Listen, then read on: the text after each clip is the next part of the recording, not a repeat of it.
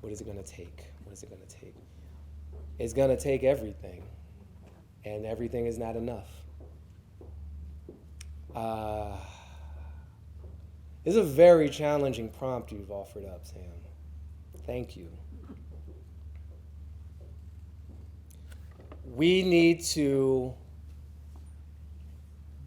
acknowledge what we've lost and are losing and will lose.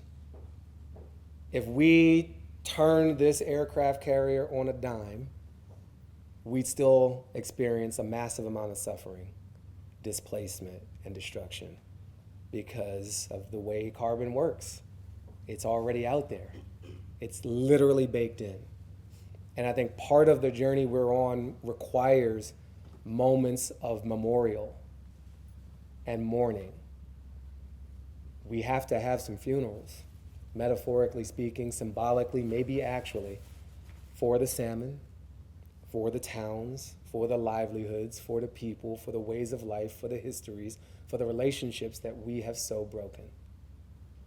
That's a huge, huge emotional task. But there is relief in it and release in it. And I think all too often we skip to a list of solutions, which we need to focus on and invest in and activate and blah, blah, blah. But there is this energetic, physically bound truth that we have hurt our mother.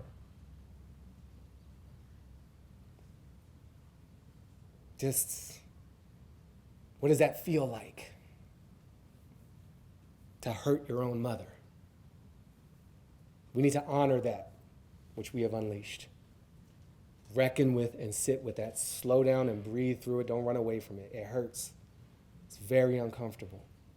But we have to face it.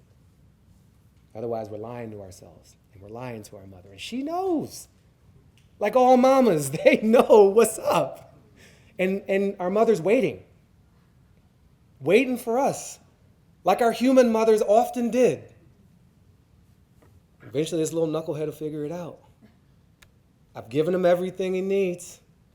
One day he'll come back around and understand what this was all about. We're in that journey. And we need big structural change. And we need to rewire our entire economy off of this collective kamikaze suicide mission of destroying our home and building all of our economic incentives, which we rationally follow to irrational ends, that say infinite growth on a finite resource is somehow sane. It is not, which means we have to change how we teach economics. We have to change how we reward business behavior. We have to change how we compensate labor. Like, everything has to change. It's a tall task, but we've done it before. So we also have to remember that the things that we are pretending to hold dear that have always been, mostly have not. They are fictions that we have collectively agreed to, like GDP, like the US dollar, like infinite growth. These are made-up concepts. We can make up some other concepts.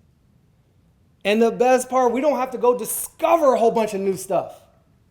We have to remember stuff that's here already. We got to return to first principles from the first people who really, really tried to show us. They were like, yo, you look hungry, here's some corn. Yo, you look feisty, here's some democracy. And the story of our founding and the democratic underpinnings of our republic are rooted in indigenous communities. Literally. There are receipts. So we are being called to a great moment of possibility and a great reckoning, and we will suffer. But we're in charge of how much. We can recover, but we're in charge of if we choose to do that or not. And every day we choose to do it or not.